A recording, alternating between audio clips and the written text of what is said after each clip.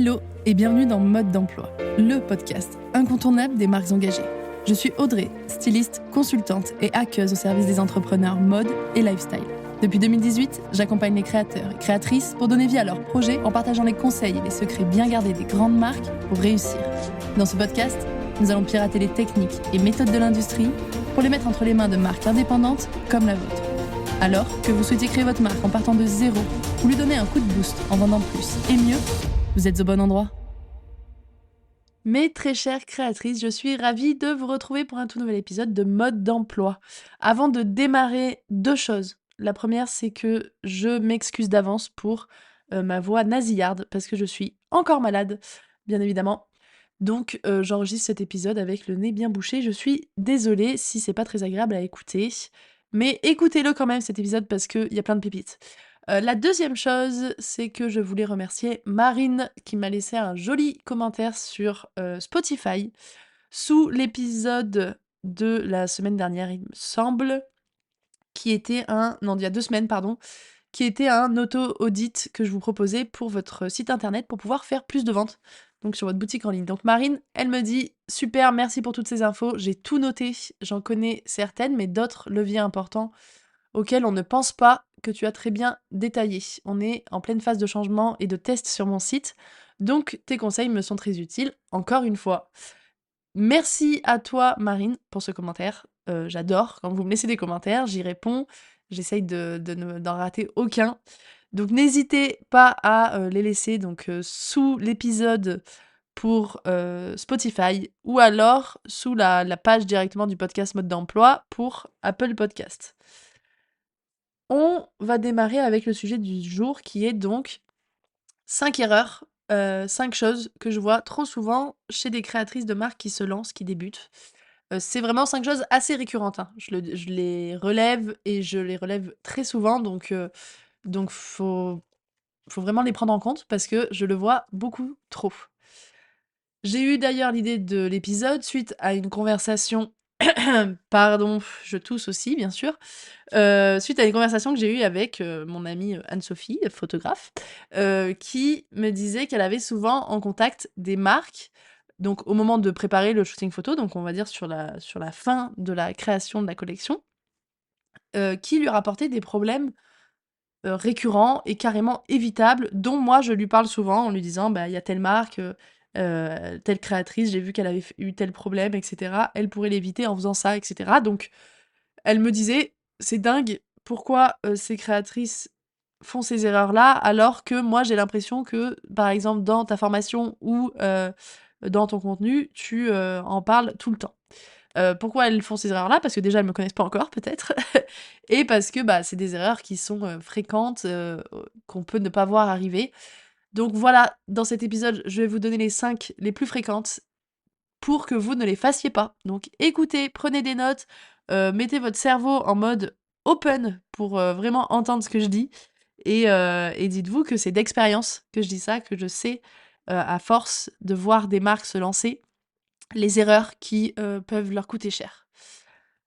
Autre info, l'épisode il est totalement freestyle, c'est-à-dire que j'ai noté mes 5 erreurs et puis, je vais y aller, comme ça, sans filer parce que, bon, déjà ça me prend beaucoup de temps en ce moment de préparer 2 épisodes par semaine à chaque fois, donc maintenant je les prépare un peu moins et parce que j'aime bien aussi, pouvoir vous parler comme une conversation et j'ai fait un petit sondage en story sur mon Instagram. Apparemment ça vous plaît aussi, donc bah, let's go, hein, on va essayer comme ça. Désolée pour tous mes et mes tics de langage, mais disons que ça fait partie de moi. On est parti. Donc première erreur fréquente, ça va être de négliger l'importance d'un bon branding, c'est-à-dire d'une identité visuelle et textuelle, d'un ADN de marque cohérent, travaillé et poussé. Ça, souvent en fait, quand vous voulez créer votre marque, vous pensez à la collection. Vous pouvez penser à ce que vous voulez apporter à vos clientes, par exemple, en vous disant, «Bah, moi j'ai connu telle, problématique ou j'ai rencontré tel besoin, telle envie et cetera et c'est ça que je veux faire.» Donc super, ça c'est très bien. Vous pensez déjà à votre produit et à votre, cliente idéale, en gros, aux besoins de votre cliente idéale, mais vous négligez souvent l'importance du branding. Le branding, ce n'est pas que le logo. Parce que voilà, pareil, ça vous pensez beaucoup au logo, mais pas à tout ce qui l'englobe, à, tout l'univers dans lequel il doit s'inscrire. Il y a le logo, il y a le nom, OK. C'est 2 choses, effectivement qui sont importantes, mais qui n'existent pas, enfin qui ne sont rien sans un branding. C'est-à-dire, l'identité visuelle, c'est effectivement votre logo, la typo que vous utilisez et cetera. Ça va être vos couleurs, ça va être les images aussi que vous allez utiliser, le type d'image. Est-ce qu'on est sur des images, à l'argentique? Est-ce qu'on est sur des images hyper léchées, hyper soignées? Est-ce que vous utilisez fréquemment des images, j'en sais rien, de texture? Quel type de texture et cetera? Enfin voilà, toute la, l l'ADN visuel et ce que vous allez utiliser dans vos images, dans votre communication. Alors certes, bien sûr, il y a les shootings, on va dire, un peu plus, e-commerce, enfin qui vont vous servir pour vos fiches produits et cetera, qui peuvent être un peu plus classiques, disons. Mais de manière générale, dans votre manière de communiquer, dans toutes vos images, vous devez avoir une essence quoi, en fait, un ADN, un truc que on se dit, on reconnaît votre marque grâce à ça aussi. Donc grâce à l'identité visuelle et à toute la plateforme, le territoire visuel de la marque et aussi textuel, ça j'en parle très souvent, mais l'ADN et le branding de votre marque, ça passe aussi par les mots que vous utilisez, les termes que vous employez, par, votre manière de parler, la personnalité de votre marque, elle s'exprime autant dans l'image que dans le texte. C'est important que ça infuse toute votre marque et ça, c'est un bon branding. Alors ça, c'est les éléments d'un bon branding à ne pas oublier, mais pour que ce branding il soit réussi, il doit être fort, il doit être deep, il doit être, travaillé, il doit, être réfléchi. Alors il y a pas un travail non plus dans le sens trop intellectuel à faire, faut pas intellectualiser ce branding tout le temps. L'important, c'est d'avoir les bons mots, les bons termes et de pouvoir faire ressortir la bonne image du coup de ce territoire-là qu'on a posé en mots. C'est important que ce branding, on le reconnaisse quoi, que ça soit, évident et que ça parle bien sûr à votre cible. Il faut qu'il soit en cohérence avec votre cible. Les images, les pas du tout les images, les marques, pardon, qui ont, un branding réussi, en général, on le voit de suite parce qu'on arrive à savoir rapidement si on est la cible ou non. On va tomber sur l'Instagram, on va trouver ça peut-être très joli, très réussi et cetera, enfin très joli en gros, heu, mais on va se dire: «Bah oui, mais c'est pas pour moi, ça vise, j'en sais rien, une personne plus jeune ou une personne plus âgée ou ça vise, les hommes ou ça vise, voilà, une personne qui n'est pas moi». Ça veut dire que le branding, il est réussi parce que visuellement et en termes de rédaction, de ligne éditoriale, on a direct compris qu'on était exclus de, ce groupe-là et c'est pas plus mal parce que ça veut dire que ça parle parfaitement aux personnes qui sont inclus dans cette cible idéale.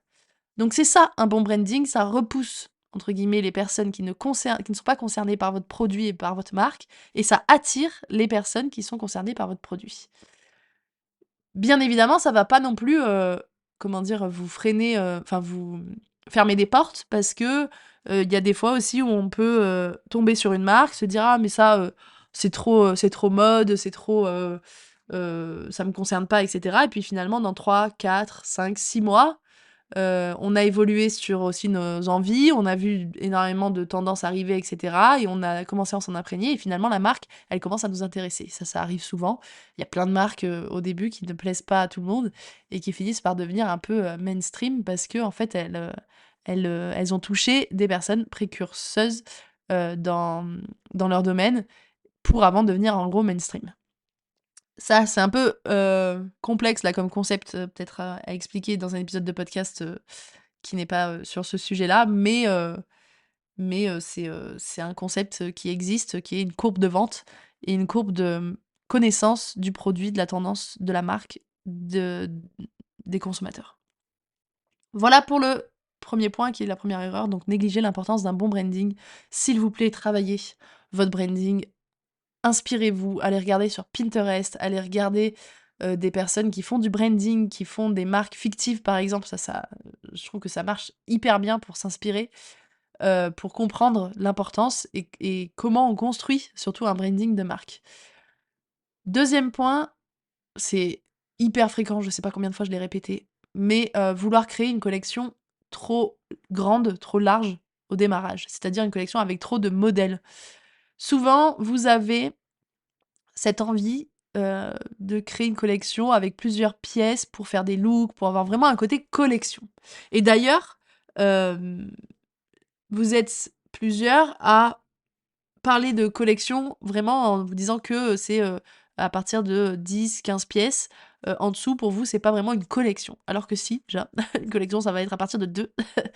Mais, c'est important de savoir que plus vous aurez une collection grande au début, plus ça va vous coûter cher, plus ça va être difficile à développer, plus vous allez avoir de problèmes de production, de développement, de prototypage, et cetera et j'en passe, de tissus, de sourcing et donc moins vous serez rentable pour votre lancement de marque. Et je vous entends déjà me dire: «Oui, mais moi, je pense que s'il y a que un modèle, 2 modèles ou 3 modèles, ce sera pas assez. Je veux que mes clientes, elles aient le choix. Moi, j'aime pas quand j'arrive sur une marque et qu'il y a pas beaucoup de modèles et cetera et cetera». Je connais, ces a priori ou ces choses que vous me dites, je les entends tout le temps, mais je vous le dis, c'est faux. C'est-à-dire que ça, c'est la fast fashion qui vous l'a mis en tête que, plus il y aura de choix, plus vous allez vendre et plus vous allez être attirante comme marque parce que vous avez beaucoup de choix. C'est faux, je vous renvoie à l'étude qui s'appelle l'étude du pot de confiture, je crois, qui démonte cette idée que plus il y aura de choix, plus il y aura de ventes. C'est faux. Ensuite, ça, c'est la fast fashion qui nous permet de dire ça, enfin qui nous fait dire ça. Parce que bien évidemment, dans la fast fashion, tous les 15 jours, les collections sont renouvelées ou tous les jours, pour l'ultra fast fashion. Et ça, c'est pas bon. Enfin, c'est-à-dire qu'on va pas nous, vouloir nourrir nos clientes à ça, quoi. Vous allez vous épuiser à vouloir créer des nouveautés tout le temps. Clairement. Vous allez vous mettre dans un cercle vicieux qui est pas bon et il y a plein de marques qui ont fait des gros demi-tours et des gros, ouais, qui ont reculé, sur ce genre de sujet parce que c'est épuisant, c'est coûteux et c'est vraiment catastrophique pour, l'environnement et pour la mode en général. Donc, ça, c'est la fast fashion qui vous l'a mis en tête. Vos clientes, vos futures clientes, elles viennent chez vous pas pour la nouveauté, pas pour le fait qu'il y ait tout le temps des nouveautés. Elles viennent pour vous, pour vos modèles, pour s'engager aussi dans un achat, éco-responsable et cetera. Elles viennent pas pour que vous soyez, juste un Zara beaucoup plus cher. C'est pas l'intérêt, enfin, elles ont aucun intérêt à faire ça, en gros. Donc ne pensez pas qu'il va falloir du choix pour qu'elles puissent passer à l'achat, c'est faux. Si vous créez une collection qui est trop large, au contraire, ça va flinguer votre rentabilité et je sais pas, si je dois le dire dans une autre langue ou pas, mais je vous promets que c'est vrai. Donc, ne créez pas de collection trop large au démarrage. Alors je sais que c'est hyper frustrant de devoir faire des choix, de devoir, partir sur un seul modèle ou 2 modèles au début ou 3 modèles et cetera. C'est hyper, hyper frustrant, je l'entends. Je le comprends totalement parce que, par exemple, en ce moment, peut-être que vous le savez, mais je suis en train de créer une marque fictive pour, en suivant mon propre programme qui est le programme Créer sa marque et donc bien évidemment, je commence à regarder, des choses qui se font dans le milieu de la marque que je veux créer. Je regarde, des tendances et cetera. J'ai envie de faire 1 milliard de trucs, j'ai beaucoup trop d'idées. C'est évident. Mais je me retiens et puis surtout, je me les note ces idées et je les ferai une prochaine fois. Bon là, c'est une marque fictive, mais si je devais la lancer cette marque, bah, je commencerai avec mon produit, peut-être décliné dans quelques couleurs et cetera et puis, au bout de 6 mois ou même pas, au bout de 3 mois, je sortirai un nouveau produit que j'aurais eu, au tout début, comme idée parce que je me suis inspirée de plein de choses et que j'ai 1 milliard d'idées. Vous aurez le temps. Toutes les marques que je connais qui ont eu du succès, plus ou moins rapidement, on va dire, ce sont des marques qui ont démarré avec un seul produit et je donnais des exemples dans un autre épisode de podcast. Je me rappelle plus lequel, navré. Mais par exemple, Tajine Banane a démarré avec un t-shirt. Aujourd'hui, Tajine Banane fait de tout. Elle vend même des tire-laits. Donc, dites-vous bien que c'est pas, parce que vous lancez une petite collection au début que vous allez, devoir être contrainte à rester tout le temps avec une petite collection. Asphalt a commencé pareil avec un pull, je crois, le slip français avec un slip, point. Voilà, c'est des produits, des monoproduits au début qui leur ont permis de devenir rapidement rentables et du coup de rapidement réinvestir cet argent dans des nouvelles collections et donc de développer leur collection et leur offre. Mais au début, ne créez pas trop de pièces, trop de modèles, parce que si vous ne savez pas faire, si vous n'êtes pas forcément du milieu, vous allez vous heurter à énormément de problèmes de développement, vous allez vous heurter à la réalité de la chaîne de fabrication d'un vêtement qui est longue, qui est complexe, et vous allez vous en mordre les doigts à la fin. Voilà pour le deuxième point. On passe au troisième point, la troisième erreur qui va de pair avec celle que je viens de dire, c'est de miser sur des trop grosses quantités pour une première production. Je sais pas pourquoi, il y a une peur qui revient souvent chez vous, qui est la peur d'être en rupture de stock. Alors vraiment, je vous conseille d'oublier ça parce que moi, c'est tout ce que je vous recommande. Franchement, si vous faites un lancement de marque et que vous êtes en rupture de stock sur cette première collection, mais machallah, c'est super! C'est-à-dire que c'est vraiment tout ce que je vous souhaite, quoi. Ça veut dire que vous êtes rentable, enfin rentable, ça dépend de vos marges bien sûr, mais ça veut dire que vous avez écoulé votre stock, que, votre lancement est une réussite parce que, toutes les pièces ont trouvé leur, futur, dressing. Ça veut dire que vos pièces ont trouvé le succès escompté et cetera, donc c'est super, c'est une super chose, mais malheureusement, c'est rarement le cas, en fait. C'est même très, très rarement le cas puisque souvent, les créatrices qui se lancent, les marques qui se lancent, vont miser sur des grosses quantités. Je ne sais pas pour quelle raison, peut-être pour avoir des prix de production plus intéressants. Pareil, ça, idée reçue, ou en tout cas, idée reçue à cette échelle, c'est-à-dire qu'entre produire 50 pièces et produire 100 pièces, croyez-moi, le prix de production, il va pas être divisé par 2, mais alors pas du tout. Donc, miser sur des grosses quantités, c'est une erreur, ça va vous faire du stock. Le stock, c'est le truc qui, comment dire? C'est le truc qu'on regarde pour savoir si une entreprise est stable, pérenne et saine financièrement, c'est son stock. S'il y a trop de stock, ça veut dire que l'entreprise, elle a un problème, puisqu'elle a un argent qui est de l'argent qui est immobilisé et du chiffre d'affaires qui est immobilisé dans son stock et qui n'est pas transformé justement en chiffre d'affaires. Donc, avoir trop de stock, c'est une mauvaise idée, c'est une mauvaise chose pour votre marque, c'est une mauvaise chose pour l'avenir de votre marque. Donc ne misez pas sur de trop grosses quantités au début.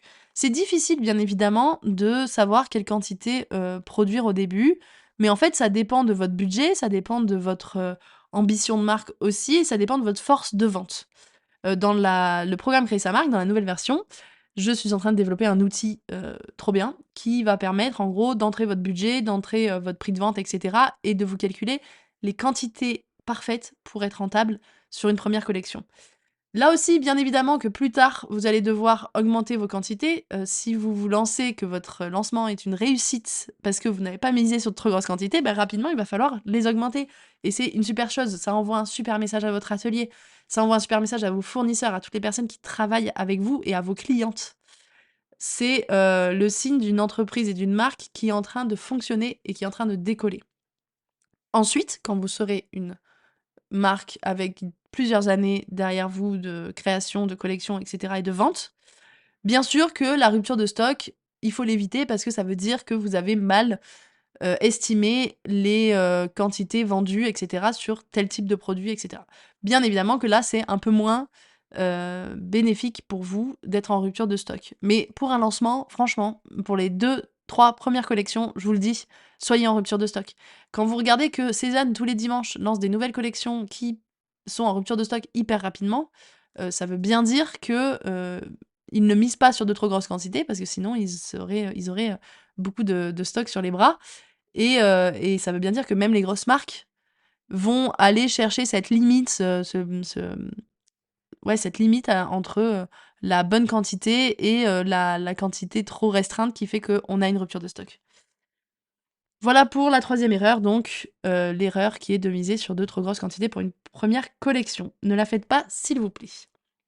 La quatrième erreur que je vois souvent, que je vois presque tout le temps et qui est, je pense, une erreur de mindset, enfin qui est à travailler en termes de mindset. Là, ça va être je vais essayer de vous donner des astuces, bien sûr, mais c'est vraiment un travail de réflexion et sur vous que vous devez faire, c'est ne pas prendre de décision ferme et définitive à chaque étape de la création de la collection.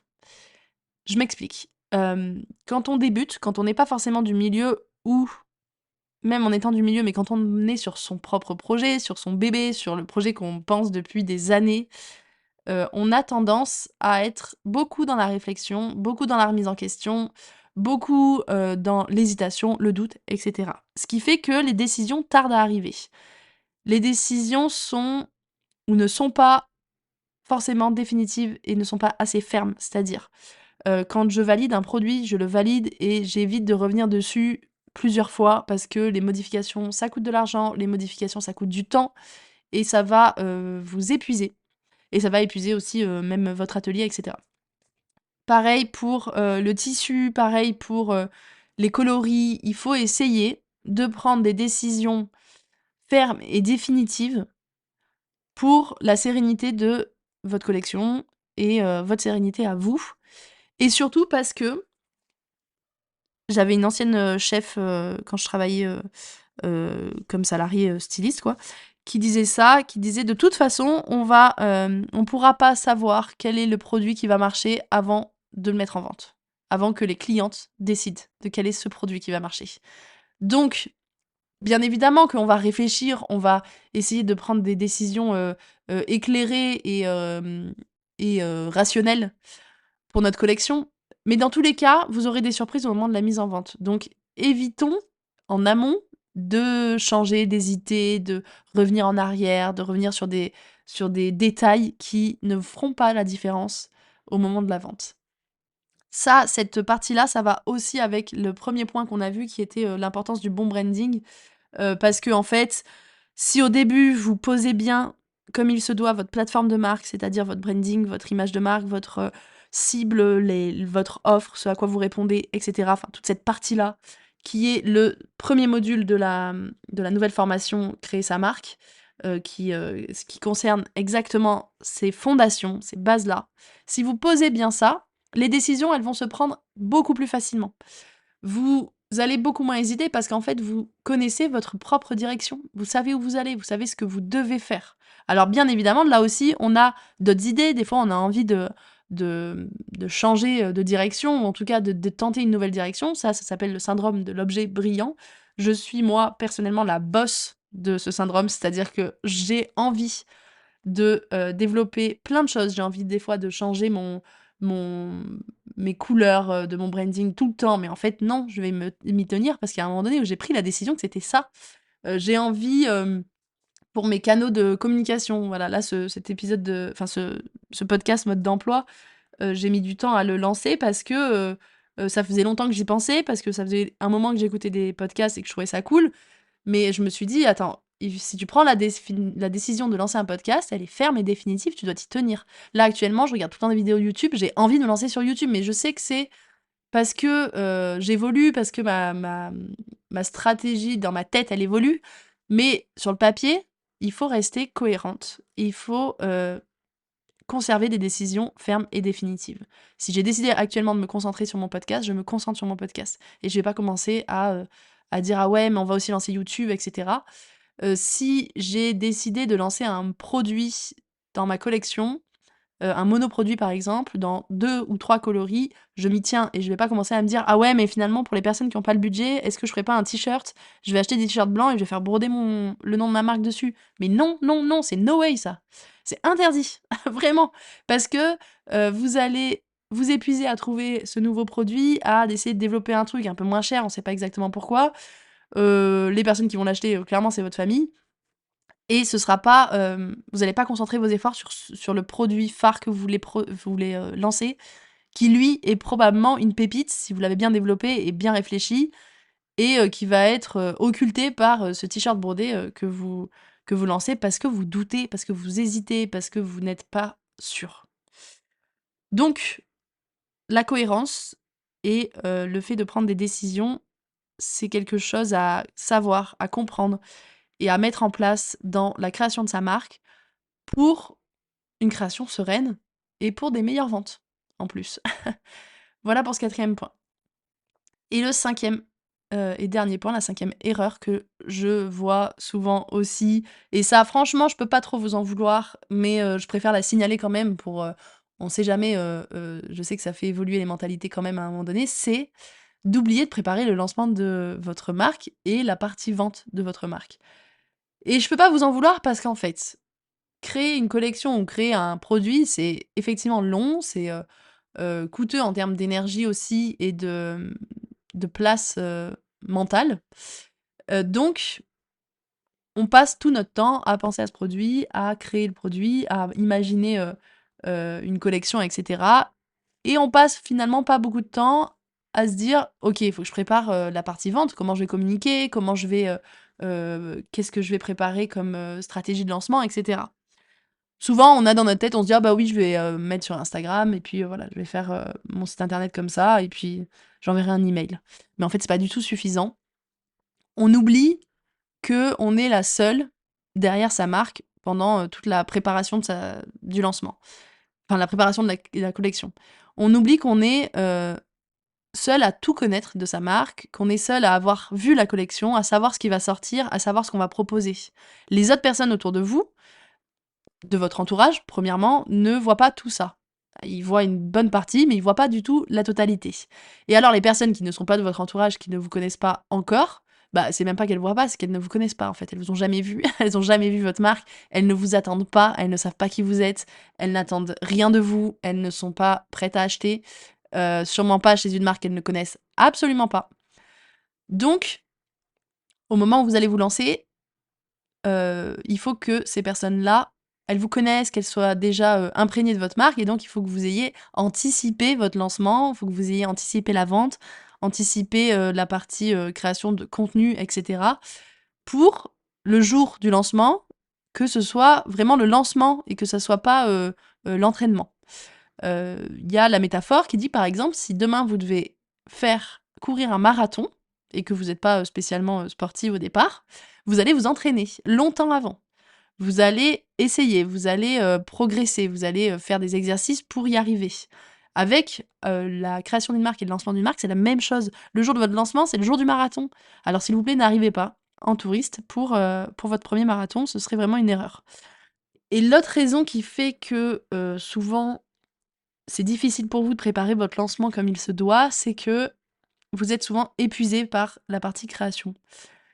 Vous arrivez là, enfin surtout les dernières semaines sont intenses avant le lancement d'une marque parce que c'est le moment où on va, passer les commandes de tissus, de production, c'est le moment où la production se lance, on doit valider les prototypes, on doit tout valider et cetera et tout arrive en même temps.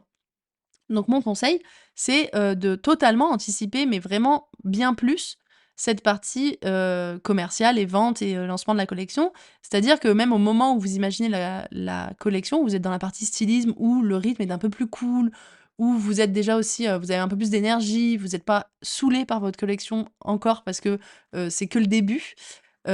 Anticipez déjà la partie lancement et la partie vente, ça va vraiment vous aider. C'est-à-dire, vous pouvez même commencer à créer votre site internet à ce moment-là, vous pouvez imaginer des posts Instagram à ce moment-là et le faire, les poster. Vous pouvez sortir votre compte Instagram juste au moment où vous avez validé votre nom de marque, quoi. Et encore, même, vous pourriez le sortir bien avant. Ça va vous permettre d'avancer vraiment en parallèle entre la création de la collection et la création de la marque et le lancement de la marque, tout simplement. Et ça va vous permettre de pas vous épuiser parce que au bout de 6 mois à avoir créé votre collection, croyez-moi, votre collection, des fois, vous pouvez ne plus vous la voir. C'est-à-dire que vous en avez marre déjà de cette collection alors que personne n'en a entendu parler encore. Et donc, si vous avez déjà anticipé tout ça, toute cette partie lancement, communication, vous serez bien plus apte à vendre cette collection qui vous saoule un peu. Hem, Vous serez bien plus dans le mood de la vendre parce que vous vous serez intéressé à la partie vente avant, parce que vous saurez comment communiquer et cetera. Quand je dis que vous en aurez marre de votre collection, c'est pas forcément parce que vous la trouverez nulle ou qu'elle sera passée de tendance, hein. C'est pas ça, c'est juste que vous verrez tous les problèmes que vous avez eus sur ces produits-là. C'est-à-dire que vous verrez, le fait que, la matière, c'était pas tout à fait celle que vous vouliez, vous avez dû changer au dernier moment, le fait que, ce modèle-là, vous avez dû faire beaucoup de prototypes parce qu'il était difficile à développer et cetera et cetera. Donc, vous verrez ça. Donc si vous voulez, votre collection, elle a pas le même, elle a enfin, elle a pas la même fraîcheur que si c'était quelqu'un d'autre qui devait vendre votre collection, qui la découvrait le jour J et qui se dit: «Mais ça, c'est super, mais ce pantalon, il est génial, cette chemise, elle est incroyable» et cetera. Vous, vous direz: «Ouais, bah, ça, c'est notre chemise, elle est bien, mais elle a été difficile à faire». Donc voilà pour la cinquième erreur qui est d'oublier de préparer le lancement et la vente. Mon conseil, c'est d'avancer en parallèle sur ces 2 sujets qui sont les 2 sujets les plus importants, la collection et la communication. Voilà pour cet épisode totalement freestyle. Je pense que je m'en suis pas trop mal sortie. Dites-moi en commentaire, de cet épisode ou venez me dire sur Instagram ce que vous en avez pensé.